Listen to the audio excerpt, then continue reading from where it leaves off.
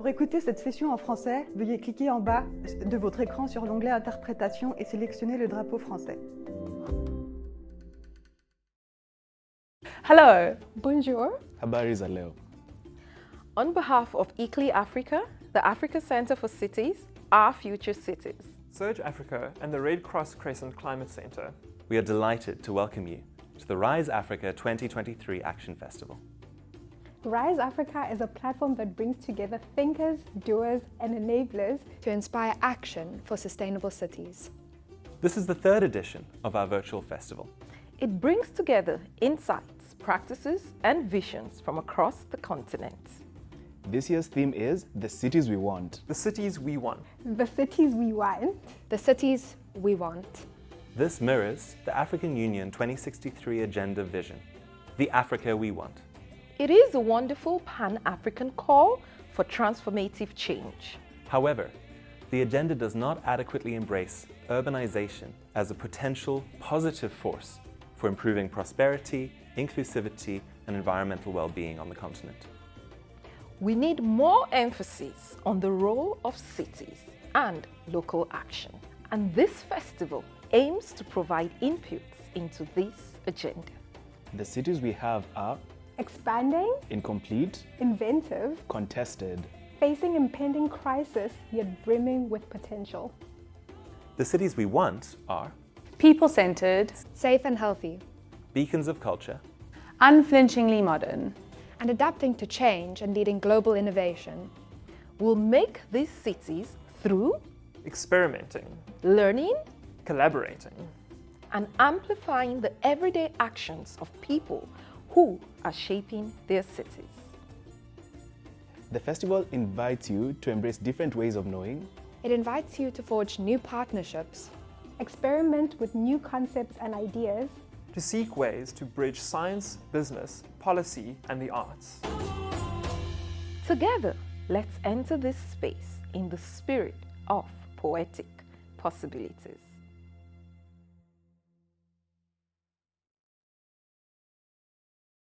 Nous venons tous de diverses cités, et c'est cela vraiment notre diversité, la force formidable de notre continent. Et pourtant, nous marchons encore sur des routes fragiles. Comment construire notre Afrique avec ce terme malhabile, cette allure galvaudée loin des initiatives qui pourraient de nos villes faire une place active? Et que dire? Que dire à présent de notre gestion, de l'eau que l'on gaspille parfois sans concession, des ordures recyclables mais jamais recyclées, de ces paysages admirables mais bien souvent trop gâchés? L'histoire rappelle que c'est l'Afrique qui nous rassemble et que pour la construire, il faut agir ensemble. Moi, je veux une révolution de nos villes. Je les veux plus vertes et je veux de l'accueil des cités merveilleuses. Et puis, bon pied, bon œil, au gré de leurs histoires sur les pas d'une histoire. Car nos villes, c'est l'aventure. Nos villes sont nos miroirs. Pour l'urbanisme intelligent, nos villes nous appellent et nous interpellent pour l'action maintenant.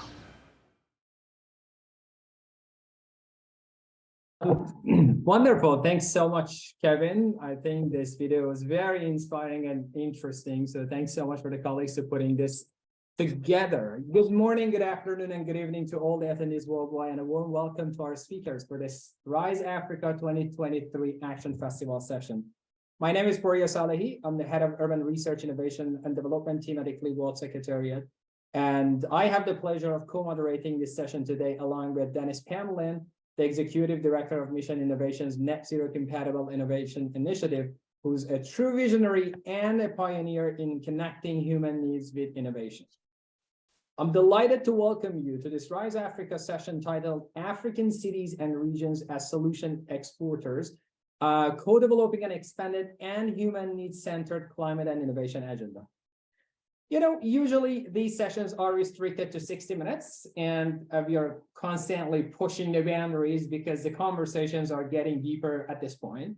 For this session, though, I'm so excited that we have an hour and 45 minutes to really unpack this agenda with our invited mayors and expert panelists. And we are all going to leave this session, hopefully, with a renewed understanding of the role of African cities as solution exporters in sustainability and climate arena. Before we start, I would like to review a few items so you know how to participate in today's event, since we want to make sure this session is as interactive as possible.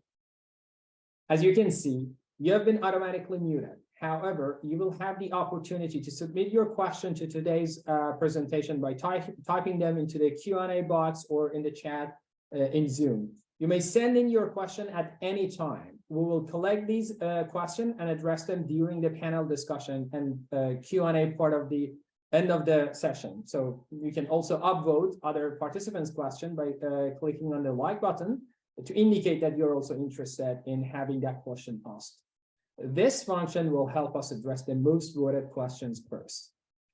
This webinar is being recorded, and the recording will be shared on the Rise Africa website and in other occasions and platforms. And this way, we can ensure that the insights from this discussion and conversation around expanded climate and innovation agenda will expand beyond the session to interested experts and city officials in different time zones, or those who have conflicting commitments to participate today.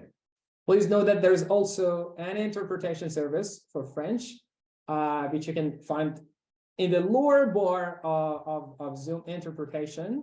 That's quick logo of world, so you can simply find it. If you click on that button, you will see the available options, and you can engage in a language that you are most comfortable with, English or French. The topic we are discussing today is very timely, and we have brought together a fantastic group of distinguished speakers to explore it together. I'm sure everyone here will have seen the news reported by the World Meteorological Association that there is now a 66% chance that we will pass a 1.5-degree global warming threshold by 2027. It's a devastating piece of news, but that's science. To change this trajectory, we require systemic change at an unprecedented scale and speed, and approaches must be human needs centered, in parallel with enabling human flourishing for the current, but also future population. Estimation shows that we'll reach to 11 billion people on this earth in a few decades time, and Africa is one of the hottest spots for the growing population. So having this conversation for African continent is extremely important. As human beings, we have a remarkable capacity for foresight. When our ancestors acquired the ability to imagine the future, it changed the trajectory not only of our species, but the planet. This is very uplifting, as our foresight and ability to imagine a better world outside our current reality makes a better world possible. To actively create a future where humans can lead flourishing lives, we must ask fundamental questions to get the root causes of our current situations, the issues, rather than just continuing to address the symptoms. And many of the solutions that we see implemented today, the innovative solutions, are actually taking a static problem solving approach. And this means that they focus on optimizing the existing systems and a structure that basically rather than that are really not built for today's issues and challenges, rather than really focusing on generating new ones, new structures and systems that could really serve our needs today. So the dominant mindset of this approach is to look only at the outputs rather than the underlying demand and systems that drive them. For example, take the example of recycling. Recycling is not only about finding innovation and innovative ways and innovation measures to reuse waste, but rather addressing the business practices, incentives, and cultural norms that causes this. From this perspective, for example, we are arriving at the type of thinking that needs to underpin innovation to lead to transformative change. We can then conceptualize what we need in order for this type of innovation to thrive. How can governments proactively create an enabling environment and collaborate with other stakeholders, including startups, which we have some really interesting representatives today, and universities, academias, innovation, and academic communities. So what models of finance can be developed to leverage public and private capital to increase the viability of human needs-centered innovation? These are the questions that we really need to ask, and hopefully we can discuss them with today's participant. As an expanded climate and innovation agenda is taking center stage today, this agenda means basically asking these fundamental questions and ensuring that a human needs approach informs innovation that leverage emerging technologies, particularly the driving technologies of fourth industrial revolution, and basically disrupts flawed existing systems rather than reinforcing them. And this type of innovation and solution finding already exists both in addressing climate change and outside of this focus. So we need to find these human needs-centered solutions and scale and export them to achieve the transformative change that we want to see. African cities will obviously grow significantly, as I mentioned, and in many ways, they are set to be at the center of this era of rapid urbanization. Human needs-centered solutions that are flexible for this growth and fit within a dynamic context that currently exists in Africa. And of course, our fantastic group of leaders joining us on the panel today are here to draw attention to them and explore how they could basically be expanded and scaled as part of an expanded climate and innovation agenda.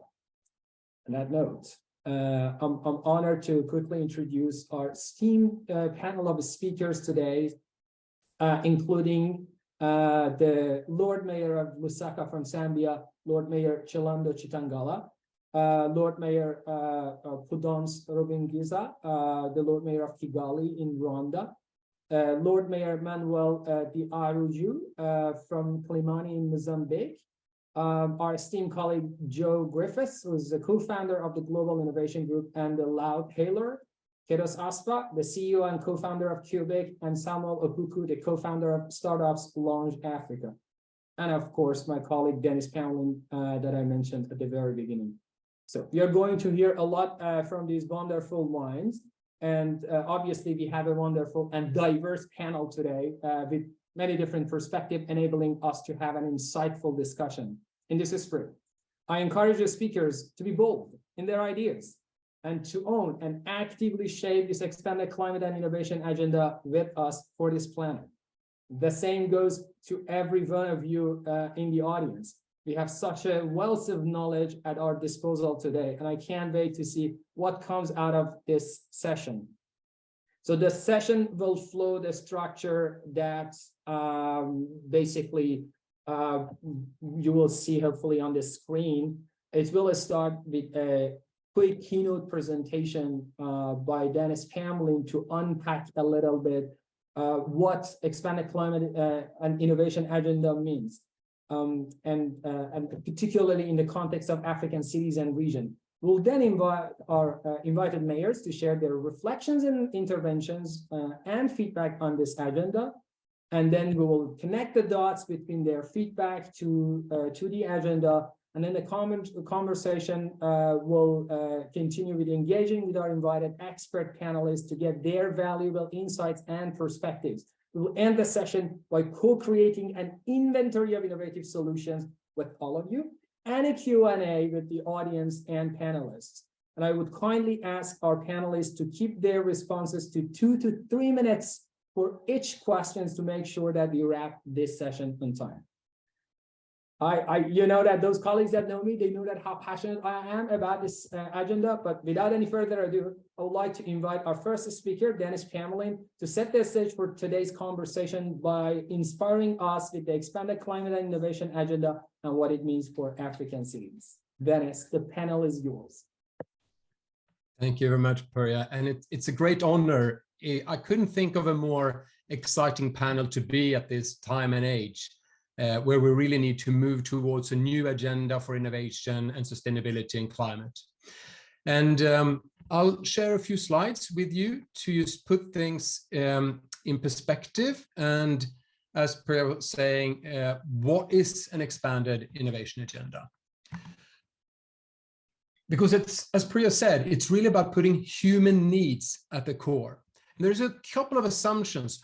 These are obvious, but they're very often forgotten in the international work with climate change and innovation.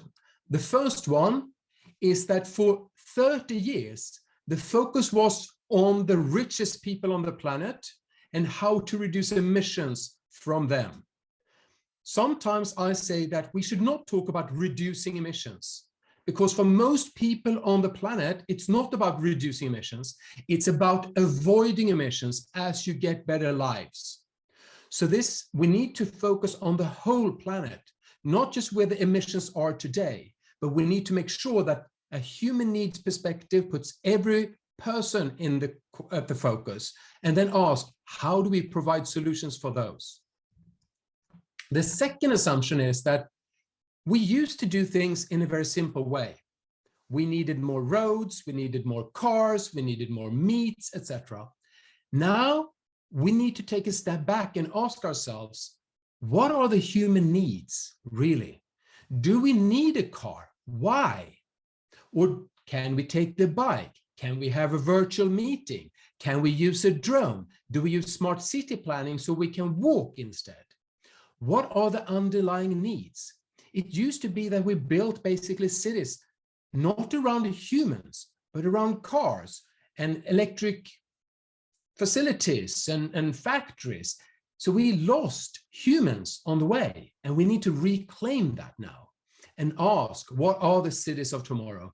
What cities do I dream about? And what cities do I want to make happen? So these are the two major shifts then.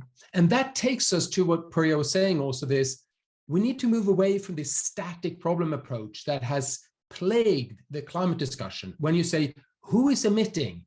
And then ask them to reduce their emissions. It's not bad to do that, but if we keep on doing that, we will not bring in innovation. We would ask for fossil-free typewriters if we were here 30 years ago. But of course, that's not the smartest way of share and create content. So we need to ask, what are the human needs and who can provide for them? And that is where Africa and Africa cities all of a sudden becomes hub for the real innovation. Not for the carbon capture and all these things that are very nice for accounting, but for really providing flourishing lives and providing resource efficient solutions. Because most of the solutions today that are presented as green or carbon friendly in the global north is not possible for the whole world to use. And of course, if we put humans at the center, we know that the last decades were very much decades of Asia, especially China, growing very rapidly. The next 50 years is Africa. Africa will grow, innovate, have painful experiences through rapid change, but in that, real innovation will flourish. And that is where the rest of the world needs to be part of, support, and expand that. Because basically, if we look today, how the world will look like when the children born today will be old, 1 in 4 people will live in Africa. So if we don't spend at least 25% of our attention of supporting Africa, we're doing something fundamentally wrong. And we are doing something fundamentally wrong right now in the international climate agenda, because we see Africa as something that we should tell to keep on reducing its emission or export old technology from the West instead of setting up the collaborations of tomorrow. We shouldn't talk about tech transfer. We should talk about tech exchange. We should not talk about capacity building in Africa. We should talk about listening to their real experiences in Africa. And I was so thrilled to hear the introduction of this session from a poet presenting that in a much more powerful way than any graph or economic assessment can do, because we need to cut their heart also and really bring people with us on this journey. So what we have talked about, and where we see these 3 Lord Mayors, for instance, as really leaders or potential international champions of what we call IQ 11 billion. That is the innovation quadrant of solutions that fits a world where 11 billion people can live flourishing lives. We're not talking about moving people out of poverty. We're talking about a future where everyone can be an artist, a scientist, can explore themselves to really live life to the fullest. And to do that, we need to ask, how can we eat? How can we move? How can we live? What kind of art and science do we engage in? We can't talk about super yachts, and we can't talk about offsetting our unsustainable habits. We need to see how we create exciting lives. And no other place on earth, I think, is better placed to talk about how you, in a very resource efficient way, create flourishing, joyful lives than around Africa. And that's where we think and hope that we will see African cities and regions stepping up and say, hang on, you should not talk about how I should do. You should come and listen, and we should explore together. Because if you cannot provide solutions that really works for me together with me, we will not get all the way. So it doesn't matter if the Westerners are saying, oh, we're electrifying our cars. That is not enough. If we are unsustainable, resource-intensive transportation system, we can't just electrify them. We need to talk about walkability. We need to talk about bikes. And, we have fantastic Africa Cycling Capital is joining us for this here. If you don't know who that is, you will soon be aware of that. So there's so many things in this. And that's what we now look at. What we hope is that the cities of Africa will really take the lead in seeing this is a positive driver. We're not talking about reducing emissions. We're talking about providing sustainable solutions for people. We're putting citizens and humans at the center. Technology is a tool to provide flourishing lives. And we can have new stakeholders.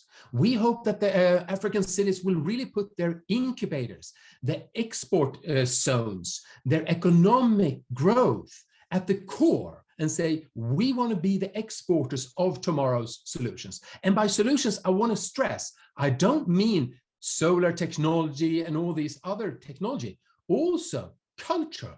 How do we dance? How do we have poetry? How do we enjoy life?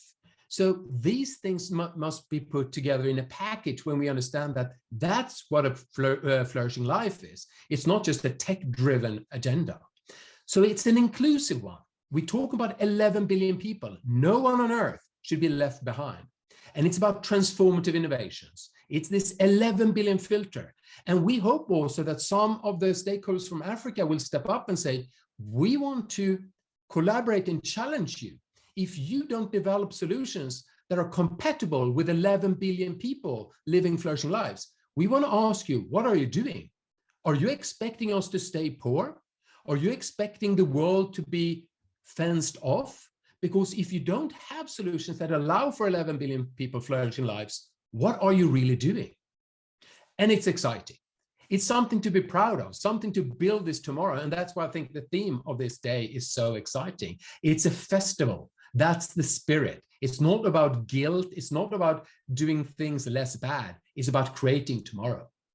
And we have a couple of 6 strands that we hope, and some of these VIPs that we have with us, we hope they can be co-developers and be part of this and provide this leadership, because we want to show that the leadership for global sustainability is being born now. The old one was just trying to make the old system less bad. Now we start the new generation for 11 billion people. And we want to have exporters. Again, we had the Africa Cycling Company. We also have, Kigali. We also have Kigali who have a goal of the digital heart of Africa and exporting $150 million of ICT solutions. Those should, of course, be part of the solution agenda. So can we put those numbers up and show that these are the kind of export goals that Africa is now stepping up to? But also moving from data for optimization to data for sustainable transformation. Africa can be a key partner saying, Google and others who are creating this data, we don't need data for optimization of old Western broken system. We need human-driven, and also our languages needs to be represented. So we need really to challenge all the AI development to be inclusive. And we need to map the patents that are being brought up now in innovation and ask them, does they fit for us? And the thought leadership and implementation of cities and regions also in terms of all these things. Like we've seen also now, as Purya already said, that Lusaka was the host of the Innovation Africa Ministerial Summit back in 2022, I think it was. So it's already starting to shape these agendas for the future. And that's why we're really excited about this. And we hope that this group is not a one-off, that this is the birth of a really tight group that can challenge the old way and bring this expanded innovation agenda. And with that, I'll hand over to you again, Purya, and thank you for inviting me to this fantastic session. Wonderful. Thank you so much, Dennis, for what you shared with us. Very inspiring and insightful presentation that really sets the scene for the session today. I think that the way that you position African cities at the center of innovation, founded on human needs and bringing in the basically the festival spirit of creating something new together is an inspiring note to transition to asking the leaders on the panel today for their reflections on this agenda and basically how innovation looks in their jurisdiction. Unfortunately, two of the mayors attending this session have not been able to attend yet due to their technical issues, but our team is in touch with them. However, it would be fantastic to get the impression from the Lord Mayor of Lusaka, Mayor Chilando Chitangala, who is a truly inspiring leader, particularly in youth engagement and innovation. So on that note, Lord Mayor, I would like to ask a question linked to this, and asking basically you, one of the focuses of the expanded climate and innovation agenda is basically combining addressing human needs with climate action. In your jurisdiction, you have been particularly active in creating and enabling environment for youth to be involved in climate action, in governance, and sustainable development. So we would like to know, how have you created this enabling environment? And what is your approach to collaboration with other local and international stakeholders in addressing local issues? The floor is yours.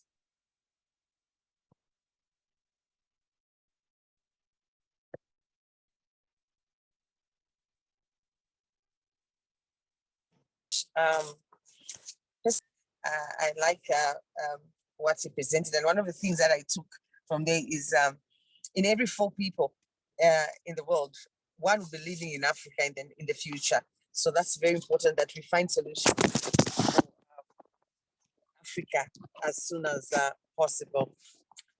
So here, for example, our goal as a city is to have a green city by the year 2030. We have been networking with both international and local stakeholders. Can you hear me?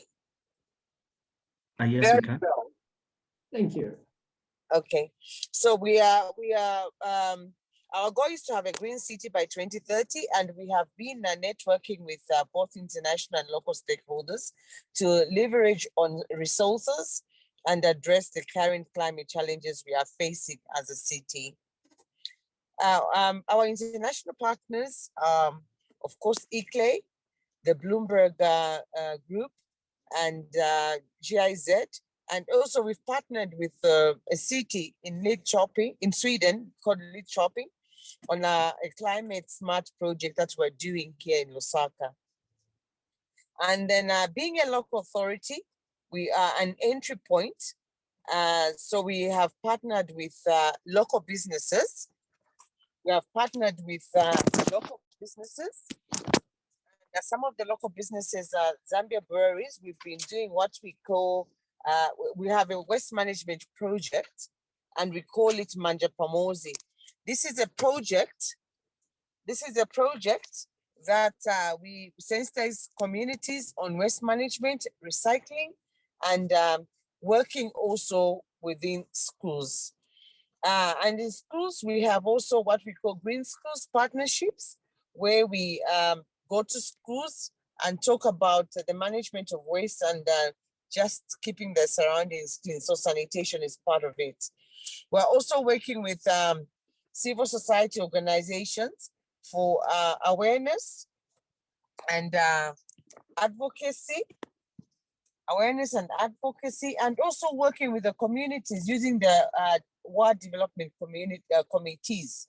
That has helped a lot because working with WDCs means that we are working with the people right at the bottom. And then the mayor's office, I have a project that I'm calling a campaign, actually I should call it, a campaign called Plant a Tree with the Mayor.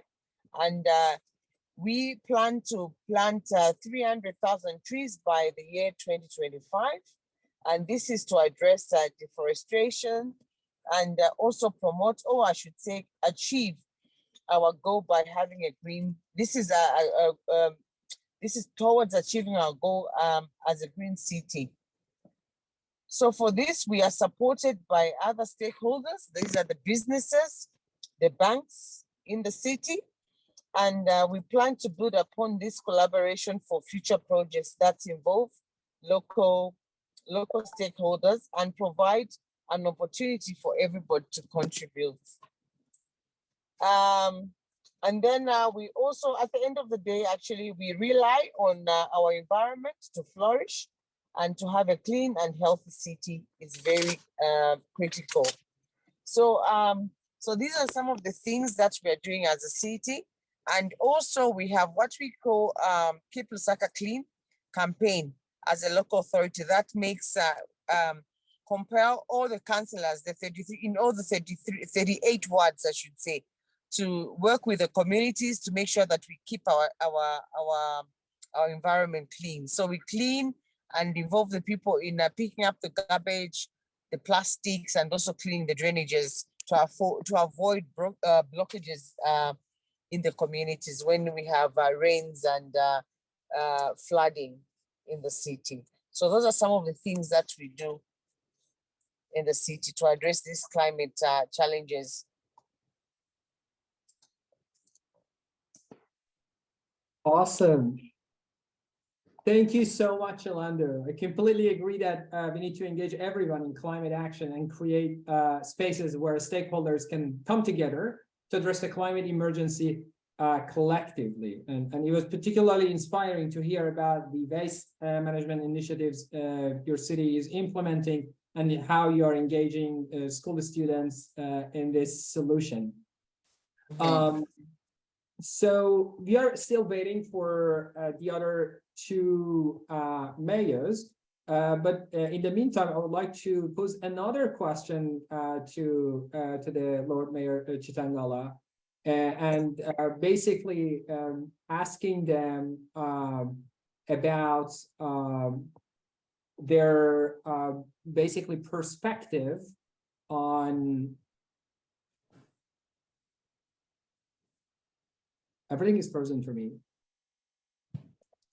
You should be okay, Puri. I can see you. Yeah, we can hear. Okay, thank you. Sorry, it appears that I am back. So, as sorry, that's the technical issue that sometimes we face. So I would like to ask you, Yolanda, the second question, and is about the knowledge sharing, as knowledge sharing is a crucial component of an expanded climate and innovation agenda. So if you were to select one solution to export to other cities, what would be it? And what mechanism or process of exchange would be best to share it with another city facing similar challenges that your city is facing? So the floor is yours. Thank you. Thank you very much. First of all, Lusaka, in Lusaka, we have activities engaging the youth in governance and leadership. And this is in order to make the youth engaged in council issues. So we have what we call a youth council. Youth council, like a junior mayor with junior councillors.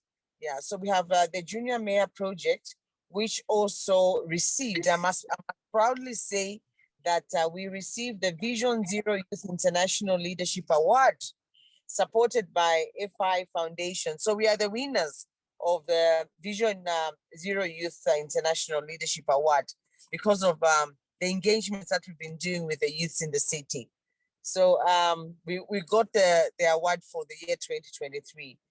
This award was for our efforts in improving road safety around the schools and making it possible for young people to move safely around the streets. By improving the infrastructure and enforcing, and also reducing the speed limits from 50, 60. So now you can, when you're driving past the school, you have to drive as low as 30 kilometers per hour past the schools in the city. I'm very happy to report that this started as a local initiative, but right now it's at national level. It's now a law in the country that when you're driving past the school, you have to drive as low as 30 kilometers per hour. And for this makes communities safe and also reduces carbon emissions around the city. I'm happy to say that we have a lot of support from not only stakeholders, but the communities as well. So this is helping us make their communities safe and also reduce the carbon emissions. This started as a very local project, but now it has become a countrywide. So we are very happy with that. This is a good example of how local initiatives can be scaled up with concerns, and when you partner with leadership and also other partners, bringing about meaningful change. This initiative has both social and environmental impact and could be implemented in other cities. For example, we could share with other cities how this has worked so well for our cities. And I think where road safety is concerned, we can also teach by giving exchange programs or just knowledge to other cities, and then also different platforms that we can use to share this information with other cities so that they can also try and implement or have a buy-in on what is workable in Lusaka. So these are some of the things that we've been doing. So at least for that, we can also share this initiative with cities that are facing similar challenges.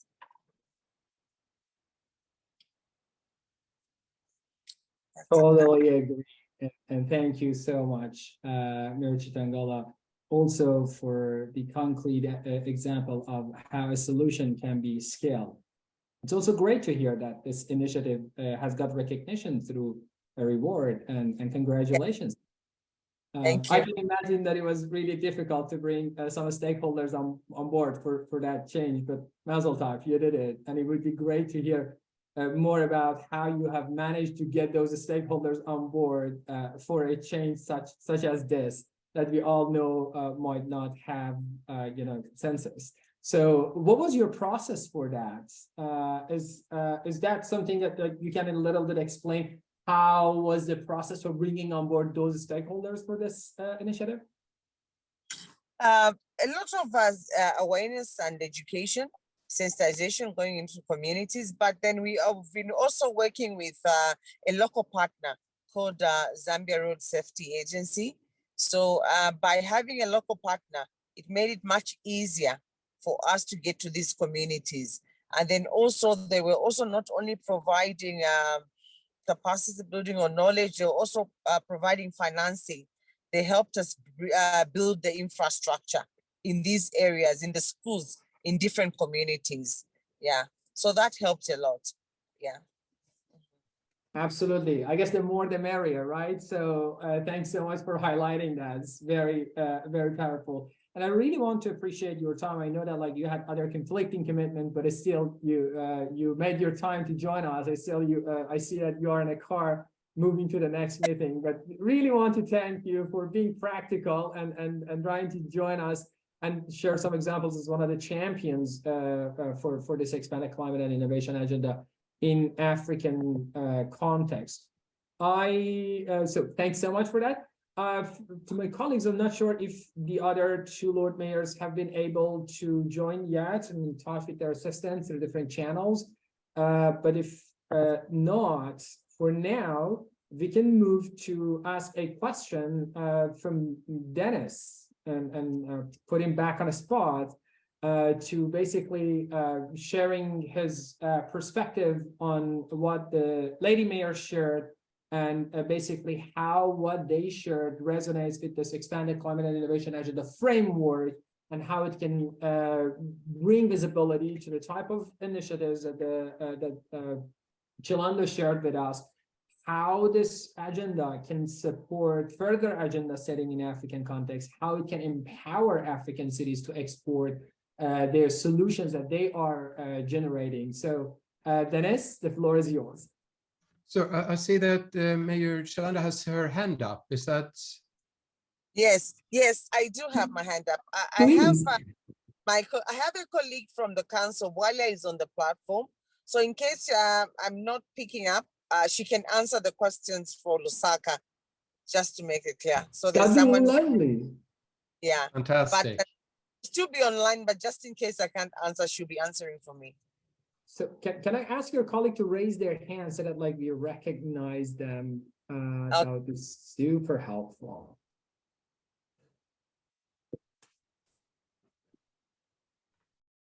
Awesome. Thank you so much, Uwala. That's fabulous. So we'll make sure to get back to you on that. So again, thanks so much, Lord Mayor, for highlighting that. You've already made a lot of helpful contribution today. So Dennis, your reflections on the question. Yeah, well, I think this is such a perfect illustration of what we need right now, because what was the Mayor was talking about was how to bring people together, how to establish collaboration, and how to not lose focus on humans. If we talk about the normal Western discussion, it's all about how do we report on reduction of climate emissions, rather than asking, are we really developing the solutions that are needed? So I think this is really where we need to go now. And these kind of approaches is what needs to put to the forefront, not just in this fantastic fora, but also be brought to the international COP meetings, to the international city meetings, to the World Economic Forum, to really ask about what are the data, who are the stakeholders that support this? Because there's no secret that many of these mayors are working with very, very small resources. That is, of course, driving new innovation, but it's also not very fair, because we talk about, in Lusaka's case, it's really one of the fastest developing cities in Africa and the world. That is a challenge, and the world should step up to that. So I really hope we can take some of what Mayor Chilando was talking about and really ask about everyone from the big data companies to the big solution providers to what we have been discussing also, to really assess the global patenting system and say, how is that helping Lusaka?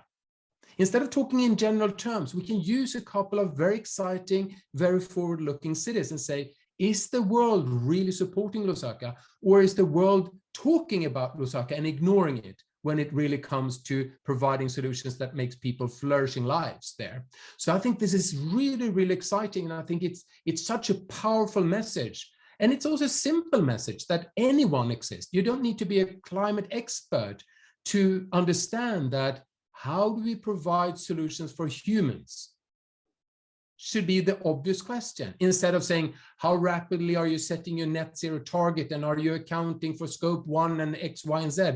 All very relevant technical questions, but all this needs to be brought down to, are you making life better for people?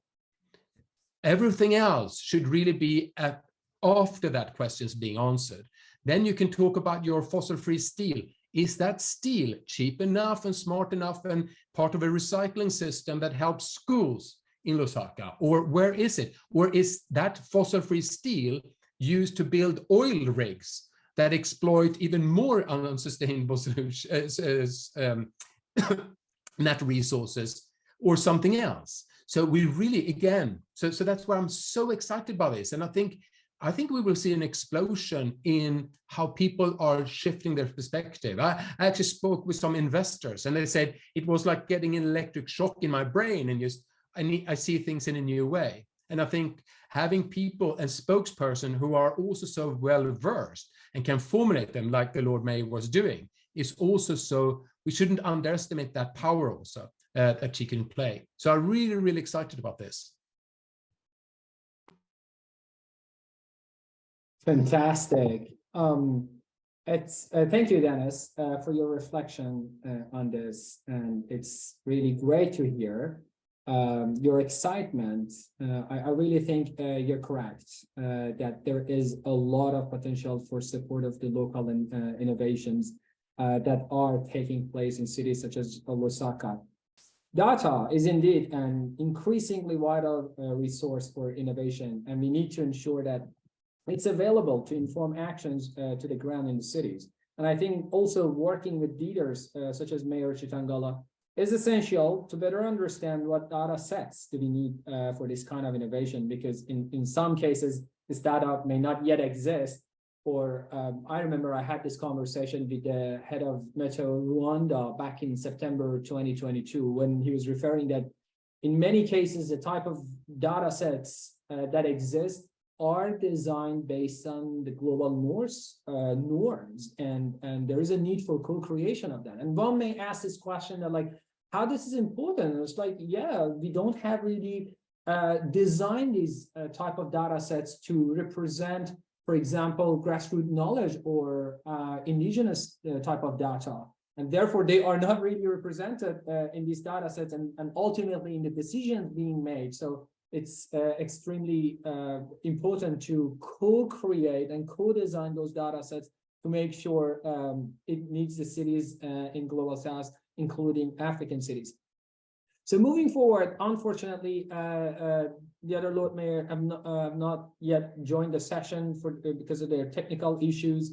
And we are going to forge ahead with an interesting Slido activity before we engage with our experts. So I really don't think I'm the only one here who feels inspired, having heard some concrete examples of how leaders in African cities are enabling human needs-centered approach and innovation. Now, though, we would love to hear from all of you in the audience to draw on your expertise to help us to grapple with these big questions before we move forward. So please follow the link shared in the chat, or I don't know if David, you can share that one slide, Amy, there's, yeah, thank you, the QR code. You can also scan that with your phone if you want to tech savvy and take part in this. So basically, we want to get as many perspectives as possible.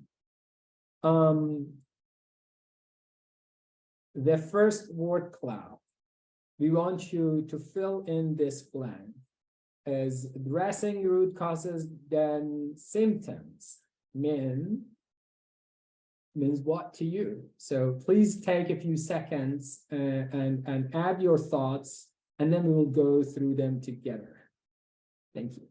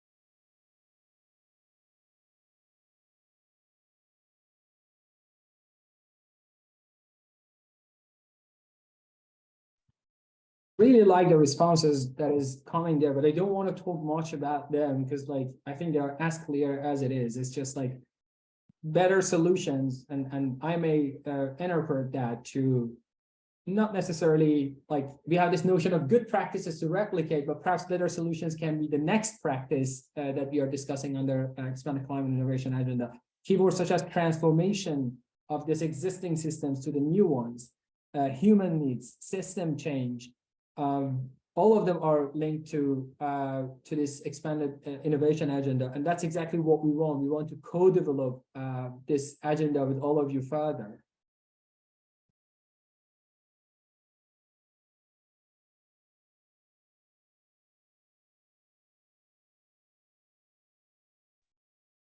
So moving forward, I would like to actually ask you to engage in the second word cloud, where we have another blank for you to fill in for all of us.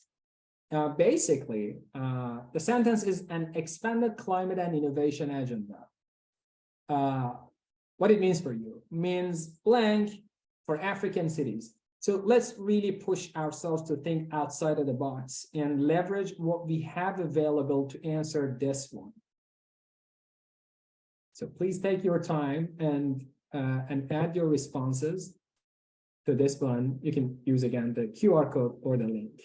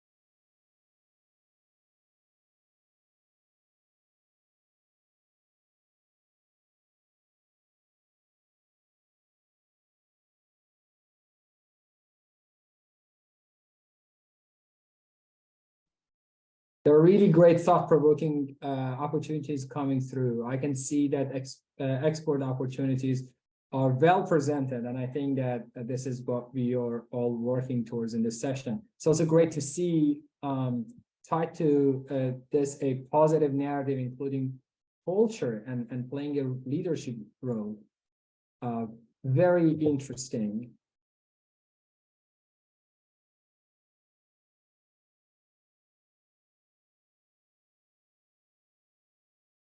Maybe 20 more seconds.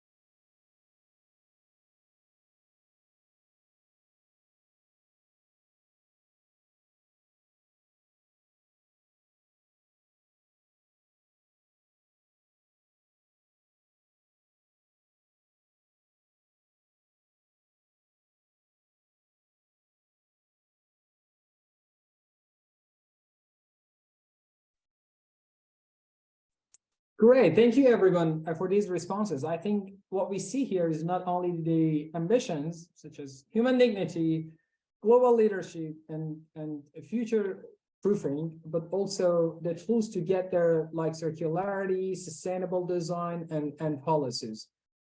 So this is really a holistic or sort of systems perspective of how African cities can really be leaders in the context of an expanded climate and innovation agenda. And we are looking very much forward to building upon the conversation today and of course, using your collective intelligence and the knowledge that you have shared in this panel with us.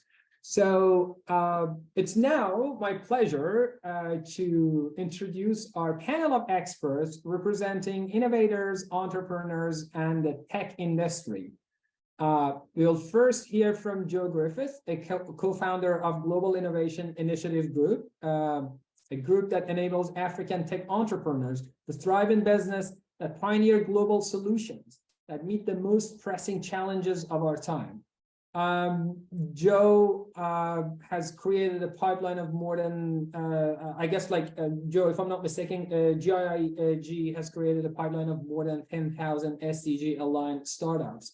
So on that note, I would like to ask you, what do you think are the most sort of noteworthy innovations coming out of Africa that respond to human needs, and how do you think that those could be brought to the forefront of addressing global challenges? Joe, the floor is yours. Thank you so much, and it's a privilege to be here today and be amongst peers that all have a common goal, so it seems. And Dennis, thank you. A lot of what you said resonated with me. One of the things I just want to reflect on is, you know, looking back at the 90s, I think it was 1990 when climate change became a political reality. And it's not often we look backwards. You know, innovation was very slow then, but actually the very fact that Africans have been innovating against adversity since the beginning of time means that they are addressing all of the human needs that we're talking about. And it's this ability as innovators that can now help us all design the future. And that puts me in such a privileged position to work on a project that we scout the entire African continent. What we tend to find with a lot of programs and a lot of investment is going into some of the key African markets, but we are as inclusive as possible to find solutions, and we find solutions from all 54 countries. And we've done that for the last 3 years, and that's why we've built up this pipeline of startups. And it's incredible to see the solutions that are coming through. I think it's probably fair to say that in the last year, at least 30% of our pipeline are climate solutions, specifically, and you know, from people like Scarab Tech, who have a solution that transforms waste into a carbon neutral fuel. These people need to be found. They need to be given visibility, and these are the solutions that we are finding, the thousands of them that exist out there. You know, after COVID, post-COVID, we see a huge opportunity with health tech companies coming through, and a massive increase in our entries into the Global Startup Awards to recognize them. So people like My Health Africa are really pioneering the way in terms of how people can have access to healthcare. It seems simple, it seems logical, but these are the solutions that are out there that are addressing real human needs. So I think that all of the solutions that we find are really there to help feed our world, provide sustainable energy, look at climate solutions, health solutions, education being obviously a core focus of that as well. And with a continent where a third of the world's population is going to be, we know that these changes have to be made. All of the solutions, and I always say this very clearly, they are globally relevant. They are globally relevant. And as Dennis said, they are real solutions. They are not solutions that people are coming up with problem statements. They're real solutions. They're the roots. They really are the roots. And they're solving real problems at a local level. And one of the solutions that we have found that is very noteworthy, and that's why Kiddis is on the call, is Cubic. And I'll let him talk about that. But he's addressing a problem with the waste problem and providing affordable housing, and he will talk about that. But we have to bring these solutions to the forefront, and it's simple. It's very simple. We have to get them seen. We have to get them connected via global bridges so that we have market expansion, and ultimately we have to get them funded. And that lies the critical crux of what we do. So we as GIG Africa, we have a fund, and we fund the 1% of the people we find, but there's 99% that also need to be funded. And when we look at the challenges that we face, we're sitting on a continent of thousands and thousands of solutions that can take our planet from tragedy to triumph. And yet we're only getting 1.2% of global funding coming into Africa. So there lies the challenge. The opportunity is to make sure that we're changing this global narrative so that we instill investor confidence and creating this enabling environment so that everybody can collaborate. I'll have to stop because I'll go on and on. It's lovely. I'm not going to stop you. I'm so excited. Yeah. It's very insightful. And I would love to stop you because it was really an insightful answer. And yes, we know that the best innovations are the ones that respond to an urgent and pressing need. I think that your point about African innovation responding to adversity is really something to look into. And it's also great to hear that 30% of your solutions are climate focused, but only 30%. So we had a conversation with Dennis a couple of days ago, and I really like that sort of narrative that we need to tackle current issues and challenges from different sort of lenses. And to me personally, I kind of feel sometimes the limitations comes from the fact that we look into challenges only from climate lenses, and that means that all of a sudden we exclude many other actors, even within the governments, within national governments and subnational governments, from the conversation where they need to actually be part of it. I mean, on this panel, we, if I'm not mistaken, Deborah is still on this panel. One of my esteemed colleagues, Deborah Roy, who's the president of U.S. Education and Partnership for Sustainable Development, that they are running a solution summit under Clean Energy Ministerial that focuses on bringing all these stakeholders on the same table. Like, it's not only the ministry that is working on climate, but also those who are working on tourism, on workforce, on education, on economic development. And I think like creating this narrative and awareness is going to help us to go where we really need to get. And also thank you so much for flagging that these real solutions exist in the African context, and the key challenge of publicity and finding and scaling them is of course something to discuss. And on that note, I would like to pose the follow-up question to you. That we know that for innovation to be transformative at a systemic level, collaboration across the public and private sector, as well as academia and innovation community and civil society is required. Specifically, though, what opportunities do you see for closer symbiotic collaboration between the private and public sector? And what role does strengthening this relationship have in future innovation? Thank you. Thank you. Yeah, I mean, there's a lot of opportunity, and one can often not keep focused. And I think that's one thing that's resonated with me from Dennis, is if we can focus on the 11 billion and the flourishing lives of 11 billion people, it has to be our core focus in what we're trying to achieve. But yes, there's a lot of opportunity. I think that, governments, and congratulations to Lusaka and Zambia. I mean, we have a huge entry pipeline from them into our scouting through the Global Startup Award. So they're definitely enabling that environment. But it really is becoming a challenge for governments to be that enabling environment, moving away from being almost risk managers and becoming developmental enablers. And you need that within a market. I speak to startups across the continent who don't have that, and they're looking for these opportunities. And I think one of the I mean, we're a small team. We scout 54 countries. We don't do that alone. There's probably 300 people that we work with across the continent who are all in innovation hubs, innovation labs. And I'll be happy to hear from Sam later about that, in terms of how do we work better with the innovation ecosystem enablers as a whole. And that is the entire value chain, as you said. It's the governments, it's universities, it's corporates. How do we get corporates more involved? Because it comes down to, once again, it comes down to the funding.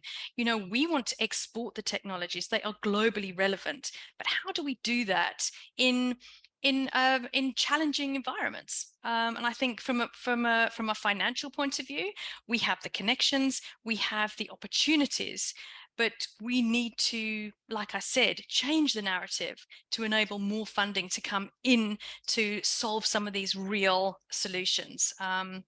Yeah, that's probably one of the biggest opportunities in terms of collaboration, is bringing together these innovation hubs as well. I think it's critical that we can do that. And corporates, they need to get on board. They really need to step up. Everybody is looking for solutions for startups. There's a lot of open innovation programs. And ultimately, for a startup to scale, could be the fact that it goes into a supply chain of a big corporate. They are not agile, you know, they're the Titanic. They need the speedboats to go around the side. And the speedboats are there. But it's joining the dots, and that becomes quite tricky and difficult in these environments, and it relies on facilitators, enablers like ourselves and this group to be able to join the dots. Thank you so much, Joe. I think you're right. First and foremost, that this focus of 11 billion flourishing lives really brings attention to the fact that no single actor can bring about the change that we really need. And it's also great to hear about this extensive startup network in Africa, and then like you're collaborating with all those little hubs and creating a really sort of powerful network, and also unpacking some of the latest thinking in terms of how to unlock both corporate and public funding towards innovative problem solving. I'm really looking forward to unpacking this with you further in the panel discussion later, but I really can't help myself sharing this feedback on when you were putting emphasis on corporate. I was thinking again, like this very interesting example of McDonald's, for example, right? The food that they are producing, and if you are going to look into their business from purely climate perspective, imagine they now like produce a type of burgers and put together a type of food system for their business that is carbon neutral. Then is the problem solved? Or they are still producing unhealthy food for our communities that is going to lead to obesity and so on and so forth. So it's like that corporate engagement and corporate engagement is very crucial, because there is a need for transition to changing that from their products to the services and the set of values that they have. And I'm sure like Dennis would love to talk about that, because under this expanded climate and innovation agenda, we've been working with companies, and Dennis was leading on that also, and with corporates. It's a separate track with cities, but then they are going and they are interlinked, heavily interlinked. And I'm sure like Dennis will have something to share on that front, but hopefully I'll get back to him on this point. But this is definitely a perfect opportunity to move now to Kidus. You mentioned him when you were responding to the questions. So thank you, Joe, for now. Stay with us. We're going to get back to you. Moving to Kidus. Thank you again, Kidus, for joining this meeting. As I mentioned, Kidus Asfa is the CEO and co-founder of Cubic, and Cubic is a startup with a vision to build clean and affordable living for all. Kidus, your presence here today is much appreciated, and I'm looking forward to getting your perspective on some of the questions that I'm going to pose. First, by turning plastic waste into low carbon buildings, Cubic is actively addressing human needs and climate emergency. So what have been the key enabling factors that have enabled Cubic expand while sort of remaining true to the vision of building clean and affordable living for all. So do you think that in an expanded climate and innovation agenda, new business models are needed? And if so, what would they look like and what should they look like? Kiris, the floor is yours. Well, thanks again for having me.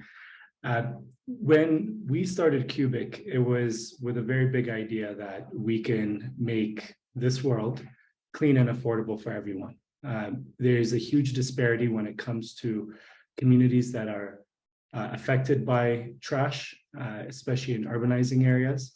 But also there's over 300 million housing units needed in this world for everyone to have an affordable and safe place to live. And we're nowhere near meeting that, and that gap is growing. So what we had to think about to achieve this goal was take a step back and understand incentives for people to work with us. So as a business, we are transforming hard to recycle plastic waste into low carbon and very low cost building materials, really focused on that affordable housing sector. But we also realized that as a business, we're touching three very huge sectors. First one is waste management. Second is manufacturing to make these products. And then third is real estate, because people have to build with this. So we made a very conscious decision that we're not trying to be all three. As a matter of fact, we needed to understand whether these sectors already existed and what incentives that they would need to adopt a technology like the one that Cubic was making. So what we did was, first, we said we will not be a recycling company, because recyclers exist. In places like Ethiopia, there's over 10,000 waste collectors that are picking various things from metals to organic waste and of course, plastic waste as well. So we wanted to focus on how can we actually create the incentive for those collectors to be picking waste that has zero value, that is going straight to the landfill. And our responsibility will be to provide them with economic dignity and mobility so that they don't stay in a very disparate economic situation. In order to achieve this, we worked with mayors of cities like Addis Ababa, and it was really encouraging to hear some of the perspectives that the mayor from Lord Mayor from Lusaka had to offer on this, because at the end of the day, the incentive for a city to get rid of trash is, if you don't, it's going to pile up and it causes a lot of bad things for the majority of your community. So we partnered with them and said, look, we would be able to buy trash, buy plastic waste from waste collectors, as long as you can help us mobilize them and formalize them and provide them access to a market like Cubic. So that was one. The second thing that we decided to do is not become a real estate developer. If you go to any city, major city on the continent, you'll notice a lot of construction cranes. You'll notice a lot of buildings emerging out of nowhere.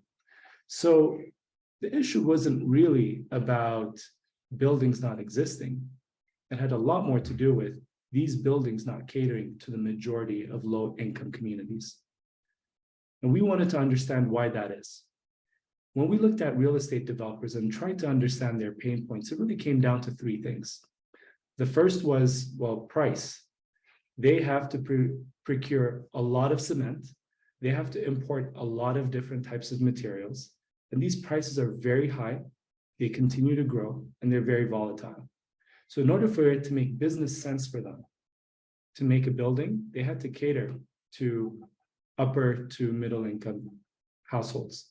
So we said to them, okay, what if we were able to provide you with a material that is at least 40 to 50% cheaper than what you're using right now? And we will also guarantee a certain price over a period of time. So that was the first check mark for us. The second one was speed. In tropical climates, which exist in most parts of this continent, there is a rainy season. And if you know anything about cement, cement needs some dry environment for it to cure and to be used. So a lot of things halt during this time. And it's a very frustrating thing for real estate developers. Our product doesn't really care whether it rains or shines. So we were able to accommodate and say, look, we can build 2 to 3 times faster than what you're used to. And that can allow you to cover your margins much faster. And the third was quality.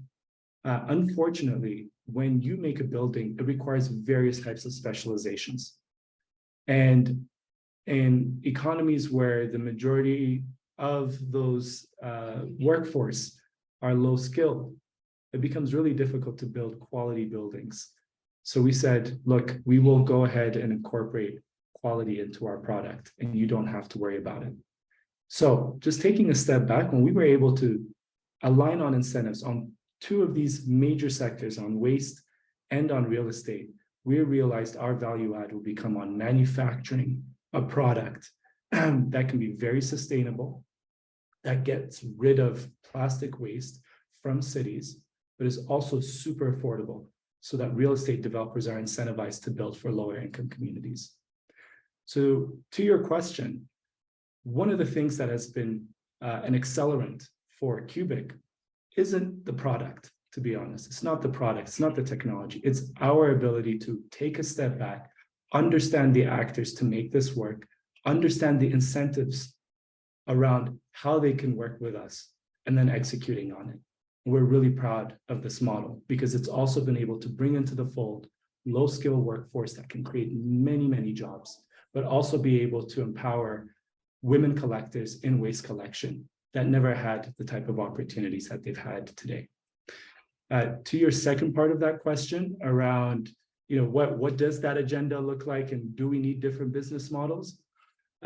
Just to summarize on my reflection on it, when I got into trash, I was very, very surprised of how the private and public sector saw it very differently. They did not see it as the same problem as you would think. Like, trash is bad and we should get rid of it. That's how we should be thinking. But it wasn't. There were misaligned understanding of who needed to play the biggest role to make this happen. So I think in sustainability and just climate change in general, I think everyone needs to get on the same page first. In our case, when we were looking at how to get rid of plastic waste, we did not approach municipalities and say, look, this is me, I'm going to come in and I'm going to do A, B, and C. As a matter of fact, we came in and said, here's where we add value and here's where we expect you to add value for us. Do you agree? And if they don't, our first step was to really understand why and how we can make things work before we worked together. And I think these are the type of business models both the private sector needs to think about when working with public actors, especially local government, which I believe are at the front line of the fight against climate change, but also for the public sector to understand that the private sector has a huge, huge role to play in making this scalable and a sustainable solution for the world. Wonderful. Thank you so much, Kudus, for the rich answer to the question. Really appreciate that. And there's definitely a lot to think about from your response. And Cubic is an inspiring example of a business that spans across different sectors and issues.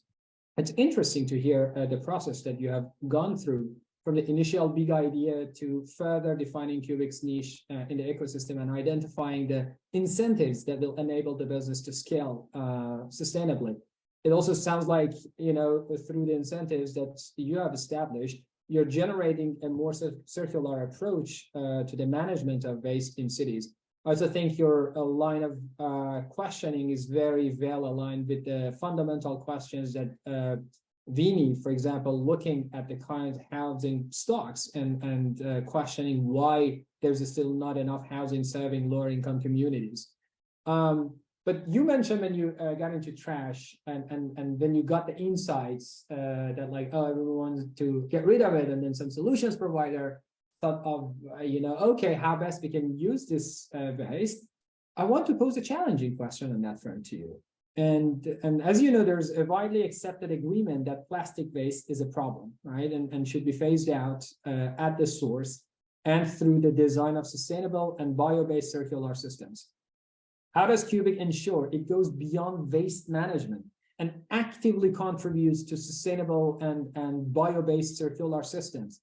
Specifically, how does the company prevent creating a demand for plastic waste, similar to the way Western cities have created a demand for waste, for example, for district heating and cooling? And how does Cubic resist traditional solutions such as district heating systems, relying on large amounts of waste, which may not align with a future where 11 billion people can live flourishing lives? You know, it's a great question, and a question that we had to pose ourselves before starting this company. First off, our mission as Cubic is to build dignity through clean and affordable living for all. In that mission statement and in that vision, there's nowhere where we discuss about plastic, where we discuss about bricks and construction. We're really focused on affordable living in a very clean environment for everyone. We decided to start with ending plastic waste. What that means for us is, how do we take all of the low quality, low value plastic that, irrespective of whether you have a strong infrastructure around recycling, still goes to the landfill because nobody has the incentive to buy it. So the first thing we wanted to do is say, let us be the guys who can take everything that nobody else is taking. And if our goal is to scale this up so that there is no more plastic waste, we've actually done our job. And we have been a successful business from that angle. But what we intend to do afterwards is really start focusing on how we reinvest our profits into research and development for using other types of waste. In places like Addis Ababa, where the largest landfill of the country exists, over 80% of the trash that comes there is actually organic waste. It is not plastic. So while we are doing our part to end a very bad type of trash, there's 80% of that problem to still solve. So I think this problem is much larger than just plastic waste. Our business is not built on having plastic be the driver of our business. We actually see the driver of our business being depleting that raw material so that we can focus on everything else. And there are much bigger problems to solve, unfortunately, but we want to do our part and work with others to solve them. Fabulous. Thanks so much, Kiris, for your response. I think that it's clear that you have a long-term approach to addressing these issues. It's of course important to start with a clear and narrow problem and aim to solve it thoroughly before expanding. And this is really great to get a greater insight into your long-term plans in this space.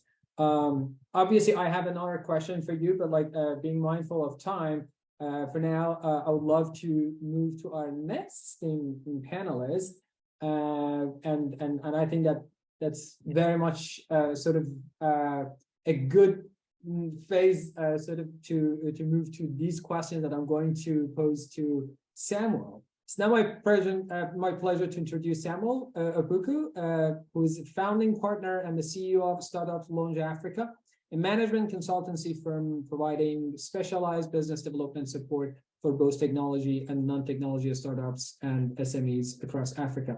Hope I said it correct, Samuel. So here's my question for you, Samuel. You have significant experience supporting innovative tech startups in Ghana and other African cities.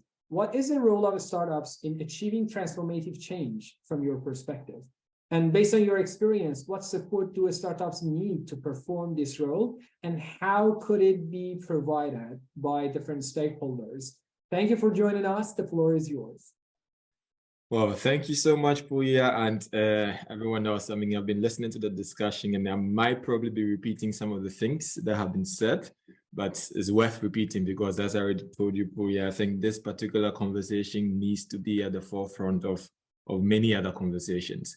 Yeah, I mean, in general, I think it's important for us to fully understand that just the entire DNA of startups, the way they operate, comes with a clear indication that they need to be at the forefront of this particular conversation and this agenda.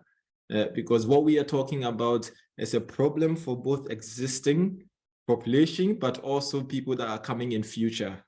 My kids, your kids, everybody's kids, and all everything that comes together with it.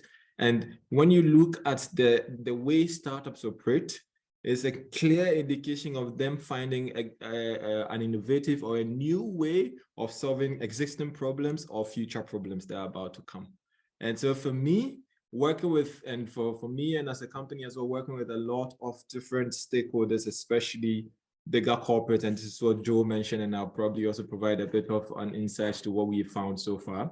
Working with bigger corporates and also startups, what we have always seen is the startups have the agility to be able to move faster, whereas the bigger corporates are slower. And to be able to really move forward with certain levels of innovation, we need a startup to be at the clear spearhead for this to work, right? And so, I mean, just on that front, on the role of startups, and even just picking the example of Kidus as well, what he mentioned about the way they are solving their problems and involving other stakeholders, you can clearly see the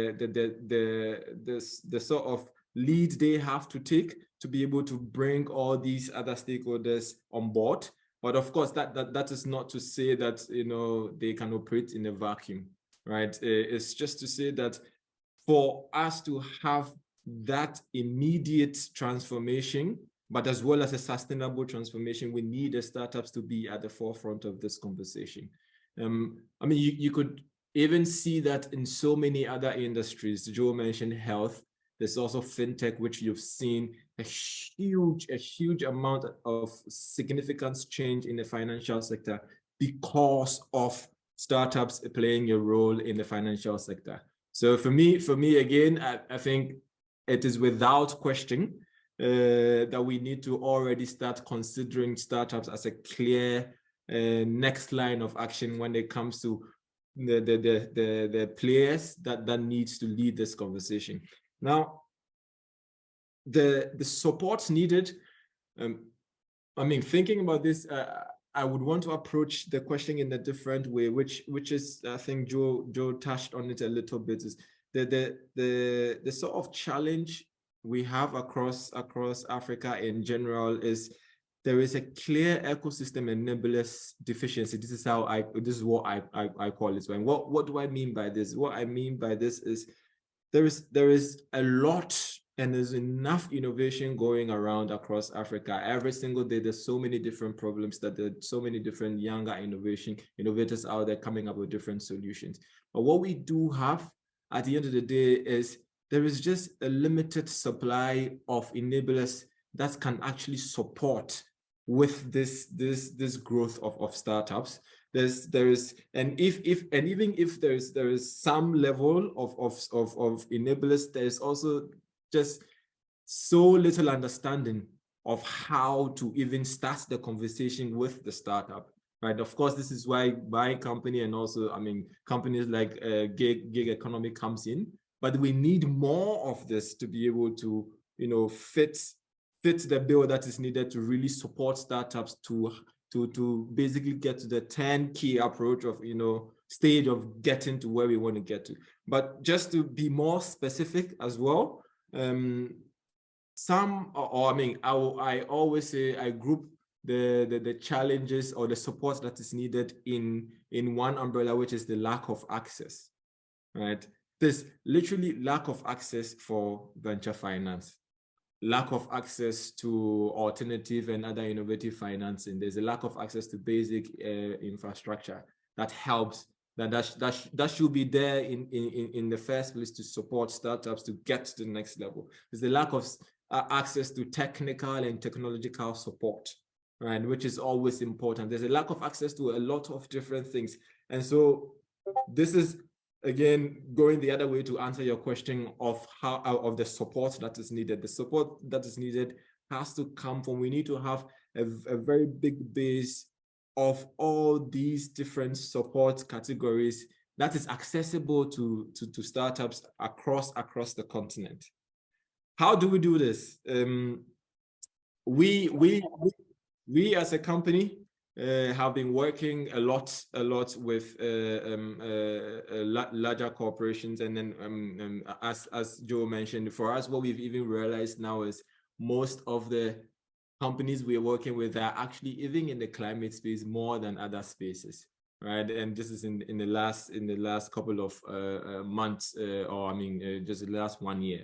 And for us, it's very interesting to see that, because what we are now seeing is there is now a clear understanding of, maybe not even understanding, but there's a clear need of bringing up climate solutions as a way of solving human problems, right? And so what we are doing is the few examples where we are now working closely with corporate organizations to fit them or to fit both ways into their solutions together to be able to create more sustainable solutions for startups, especially as well, for startups to fit into supply chains of bigger organizations. For now, it has been more connecting the dots from a European perspective to an African perspective. At some point, we see that happening as well on the other way as we move along. Now, to really get to the crux of this sort of how we do this, I think we need to be very, very intentional moving forward on creating these structures.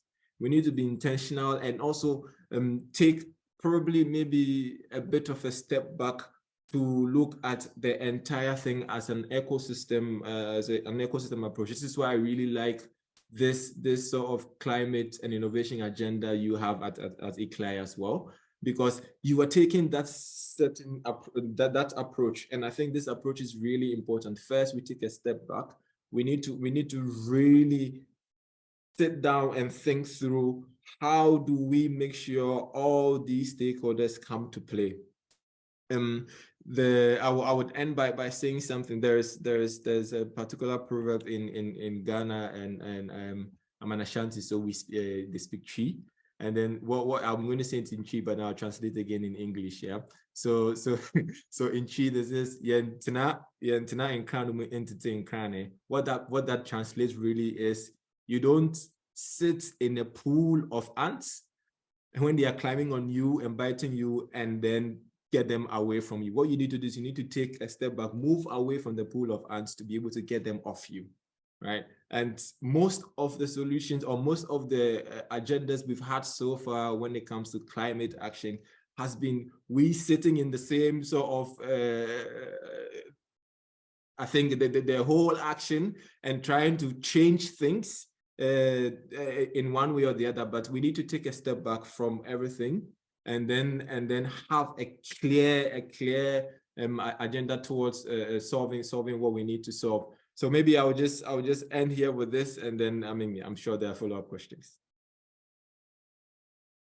Much appreciated, Samuel. I think what you said in the other language, even before you were translating that, like, it sat with me and struck a chord with me. I really loved it, although that sounded great. But thanks so much. I think that's the thing when I talk to my colleagues, that you can't call these experts. Every sentence they share is the result of a lot of thinking and work and reading and writing. And I'm so thankful to having Joe, Kidus, and yourself on this panel. I think that is helpful how you brought it back to how the startups operate and how this fits well within the expanded climate and innovation agenda. In the dynamic context that we currently have, where new problems are emerging, I think that you're very right in identifying the opportunities that startups have through their higher level of flexibility to lead in these new markets that are emerging and contribute to global sustainability. Also, this lack of access to venture and alternative finance and technical support is a key challenge that you have identified well. And I'm looking very forward to furthering this conversation in this context with you and other stakeholders. And I agree that we need to be, international moving forward, and that we need a consolidated approach to reach the impact that we need. So I would now like to just move forward to a short interactive exercise before we open the floor for audience Q&A, and then panelists asking questions from each other, and a more fluid conversation between our wonderful panelists. So basically, first and foremost, I would like to thank each and all of our speakers so far for the wonderful insights that they have shared and answered the tough questions. And thanks so much for that. Now again, though, it's basically time to engage with the participants to a very interesting activity about solution finding mission today. So please kindly reopen the Slido poll, and we want to share an innovative solution that you have seen or been a part of that addresses human needs. So that's a type of solution that doesn't reinforce existing systems and uses a dynamic approach. We know that these solutions are out there, right? And finding and scaling them is essential for this expanded climate innovation agenda for African cities. So let's co-create this inventory of human need-centered innovation and human need-centered innovative solutions together so that we can go then into Q&A feeling inspired by all of you and all on the same page. So please take your time for a minute, scan the QR code and add your responses there.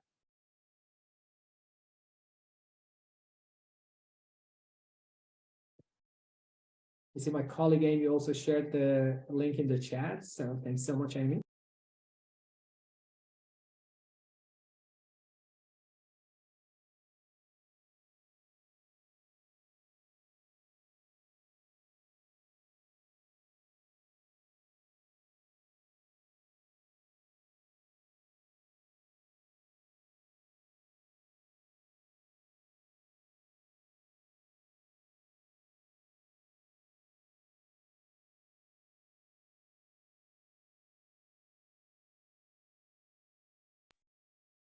Interesting responses are coming in, but I don't want to distract any of you.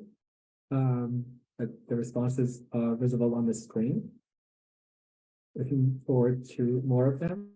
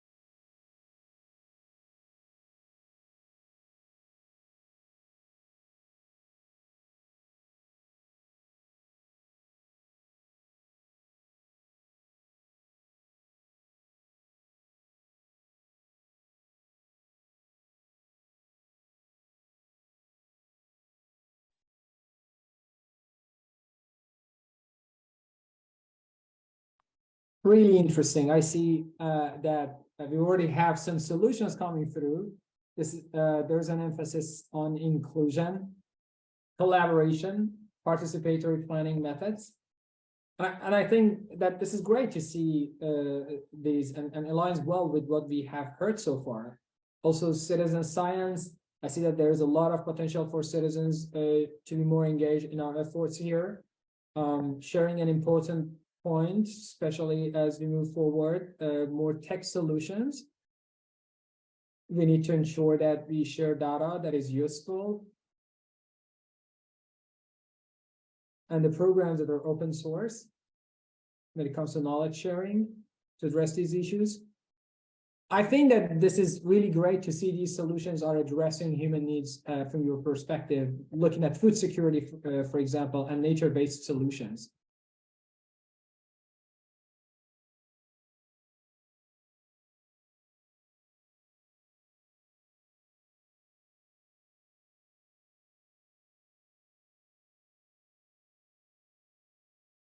That's really great. As we move forward, I just want to recognize Mr.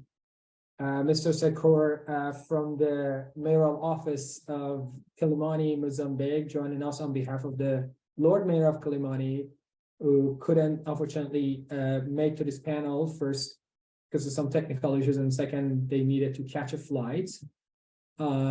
So that's unfortunate that we couldn't have them on this panel, but thanks so much, Sekour, for showing up and representing them.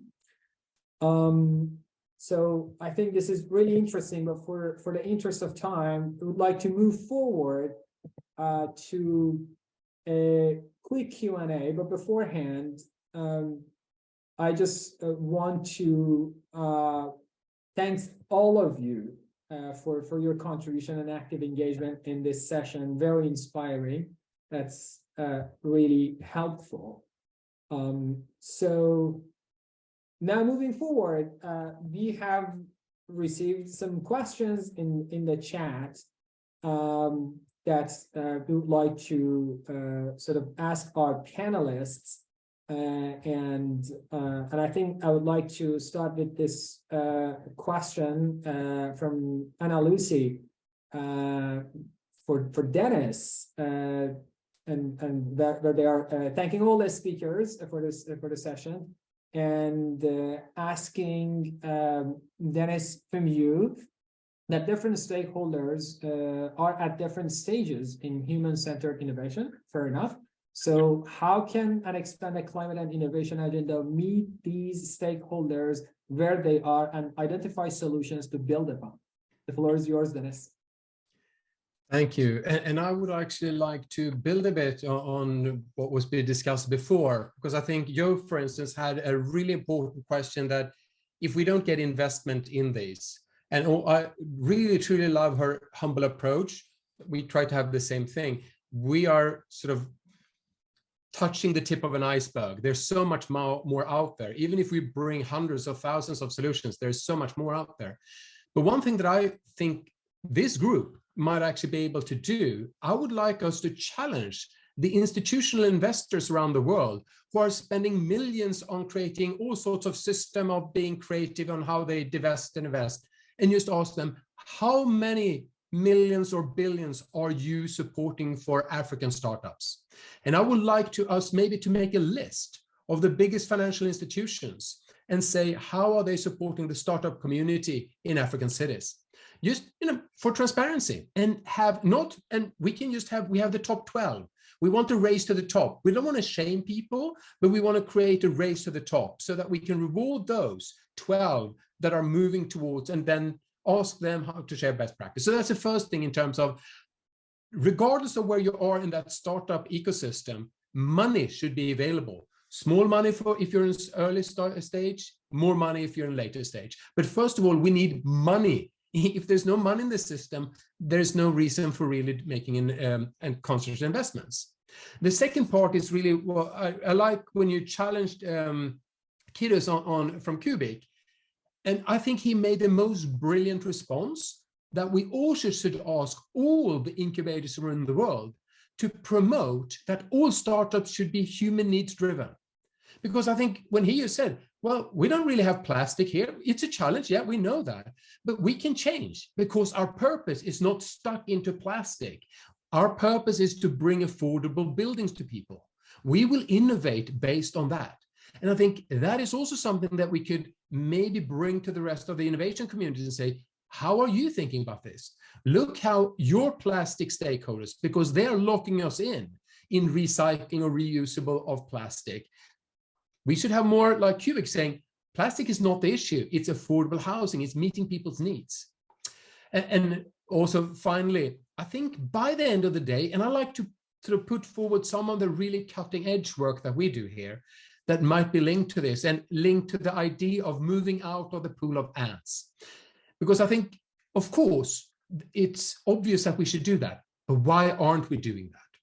And one thing that we have been starting to explore is neuroscience and hormone science. Our society is very much built around simple dopamine. That is your fast food, your fast fashion, your immediate satisfaction. But the serotonin, what you get from music, from mothering, other more calm experiences that are more long-term and reflected, those are usually extracted. And I think here's also where Africa might bring some of the fantastic culture with the latest brain science and say, if you come with a Western agenda, you will turn us into dopamine crazy people. We will be as depressed as you are, as reliant on pharmaceutical drugs and have obesity epidemics just coming flooding us over. So how do we start doing that? How can the African culture around music and dance and poetry be one of the key exports? And in a challenged way, not saying, of course, we need renewable energy and all these other things, but if we don't have our heart in the right place, we can throw all the technology we want. How about that being one of the core themes for these citizens, saying, we have such a vibrant culture community, even though the resources are very scarce, but we would like to take that from a broader perspective and asking, how are we really treating people? How are we really satisfying different kind of needs? Are we just dopamine kicks with sugar, fast fashion, etc., or are we trying to do something more? So that's just a few reflections on how we bring the whole ecosystem, because I think by the end of the day, we should realize that the coolest ideas, all the cool things we heard about today, they're not even born today. You know, most of the things that we will see will come from Africa in the coming years, and many of them might be in the preschool today that we will see. So we should really keep our eyes open and really think about that from a long-term perspective.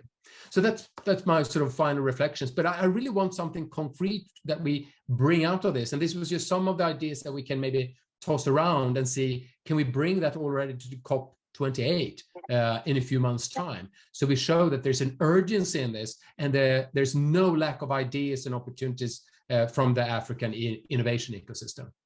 Over to you, Priya. Thank you.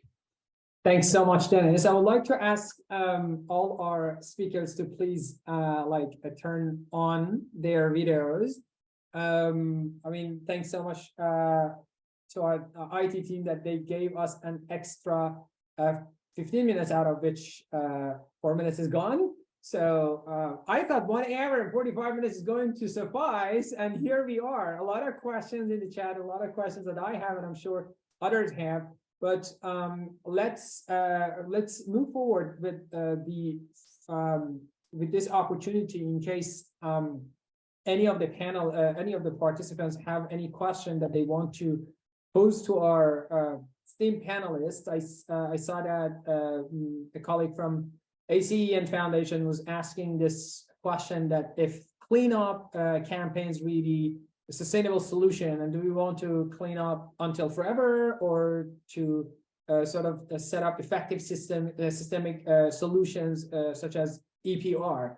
I don't know if Joe or Samuel, any of you, or Kiris also, I see they are still on the call. Kiris, you can turn on your camera as well, if you would like any of you to take that questions or share your reflections on that front.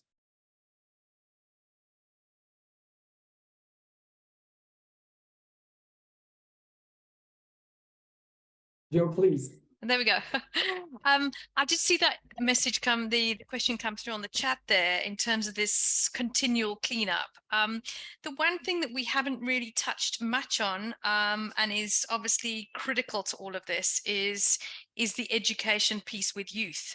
And I think with these eternal cleanup solutions that are out there, they play quite a significant role in the education piece of even our children. You know, have they switched off the tap? Have they turned the lights off? I mean, it goes back to the sort of the basics that everybody is now involved in some kind of cleanup, whatever that may be. So I do think it has a purpose in that education, because, you know, when we talk about 1 in 4 people being youth and in Africa, you know, we need to make sure that we are inspiring these people, we're enabling these people, we're mobilizing these people so that they are our future leaders. They are our future leaders, and for the generations and generations to come. So I would look at it from an educational point of view, rather than a eternal cleanup.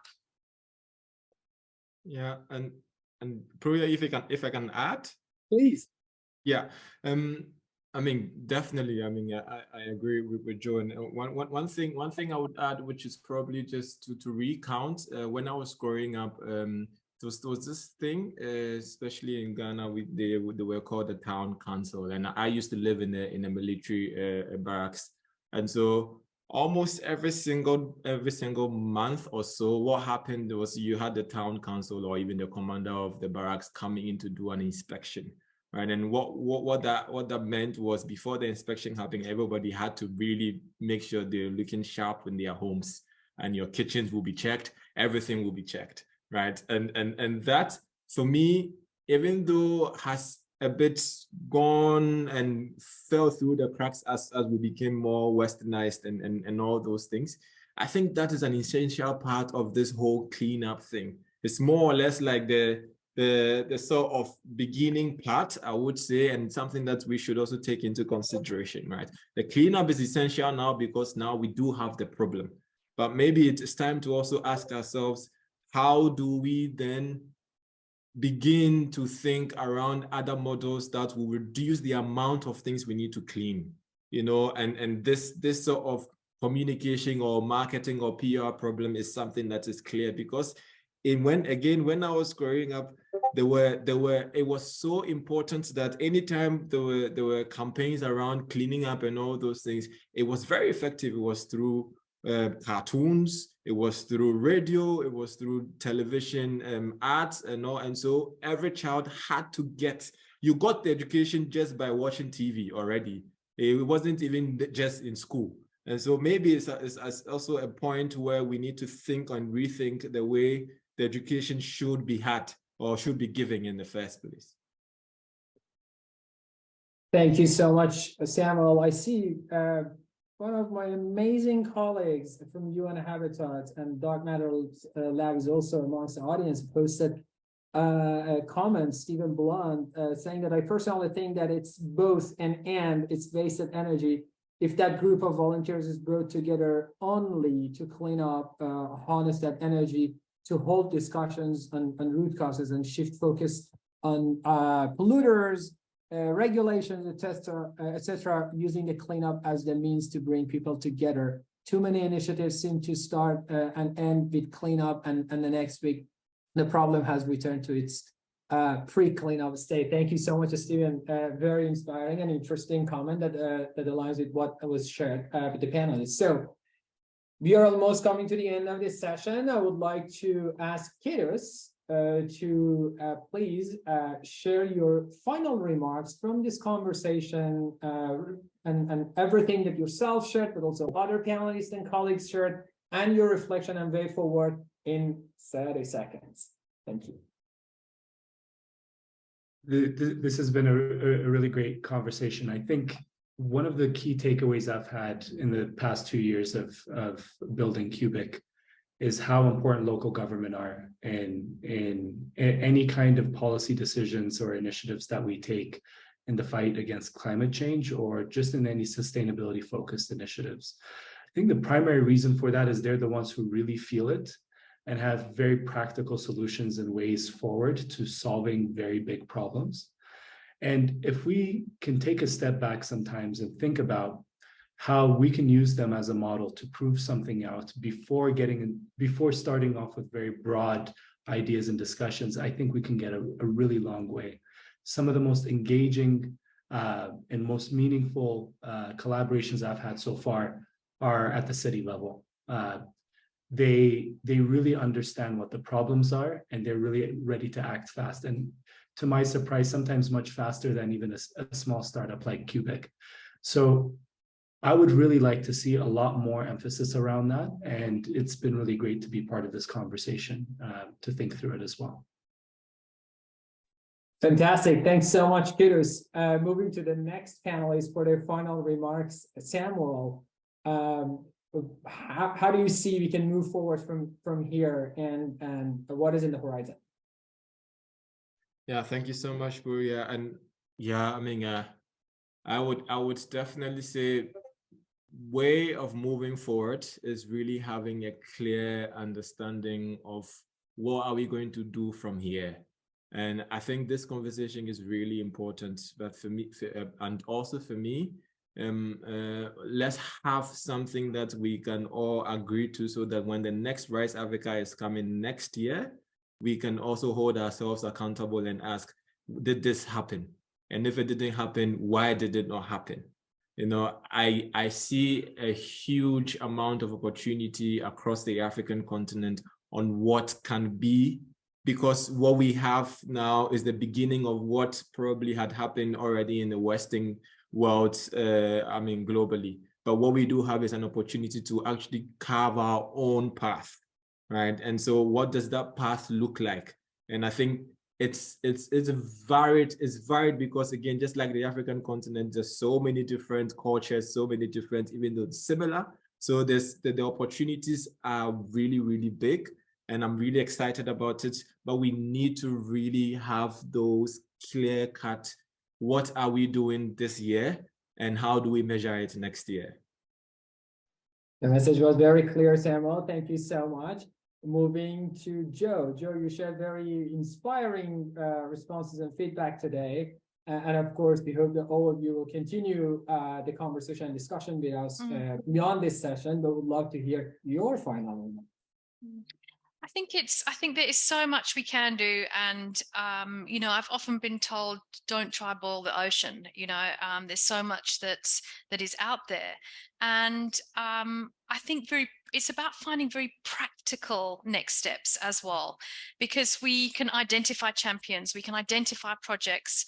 I think that's a great idea to list the financial institutions and what they're doing into Africa.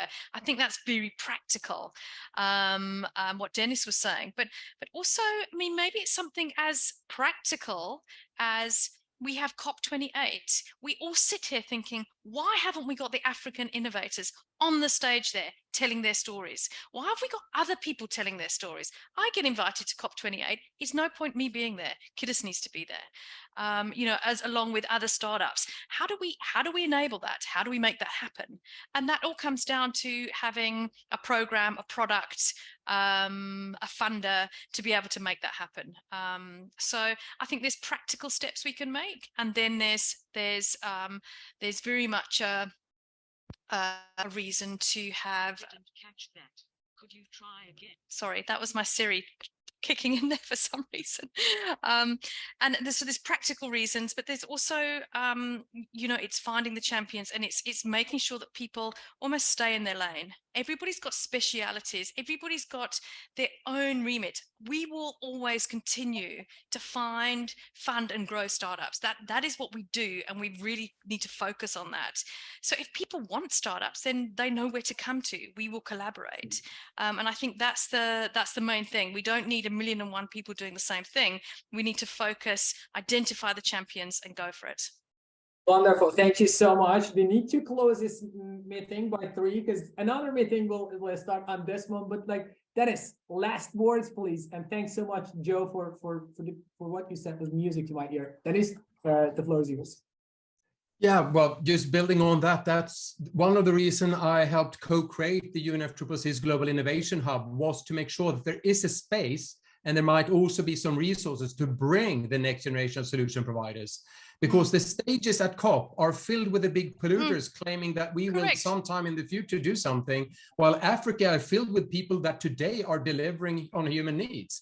So there's this huge mismatch. And I really agree that we should get them up there on the stage, and not one, not 10, but have thousands showing the faces of these people around the cities, and have the city mayors being proud of, being congratulated that they have enabled this also, so they get some credit for that. Because today they don't get credit for anything unless they get some money in aid from that. But we want export. We want these solution providers also to say, we can share this either direct or through IP. We are export providers to the world. So yes, let's get going and be very practical, and let's use COP28 as a little bit of a benchmark and say, how much of this did actually meet this? Because if we just talk, nothing happens. It's when money hit the ground and when actual solutions meet real people, that is where we get some excellent movement. And I hope these 3 mayors will be with us on that journey, because they are really more champions than most people around the world are aware of. Not to talk about the startups community that exists in Africa that almost none in the global innovation ecosystem knows about. So, but just having this little bit of tests on the big investors, etc., and saying, how much money are you actually putting on the ground, could also create some momentum that we don't want some toss out. We don't want a competition with some people getting some awards. We want real money, and we want to have that competitive on the global stage, because we have time and again, Africans come to this and say, well, it's nice for you to talk about Africa, but then the rates that we have is just way ridiculous. So how are we supposed to compete? You treat us like we're children. We're not. We are the most important innovators on the planet. Sorry, Absolutely. I got a bit excited about this. Thank you so much. We really much. need to do that. I think this conversation shows that we really need to continue this conversation more and more. That's just a start. We're going to connect all the speakers and all the panelists. This is something that we just started with the support from our Africa Secretariat. It's a massive shout out to our Rise Africa Action Festival team for putting together this wonderful program. And a heartfelt thanks to all of you for participating here, colleagues from across the globe, Deborah from US and Stephen, and many other participants that I don't know, but thank you so much, and looking very forward to continuing this conversation. And I would like to wish you a great rest of the day. Thank you so much.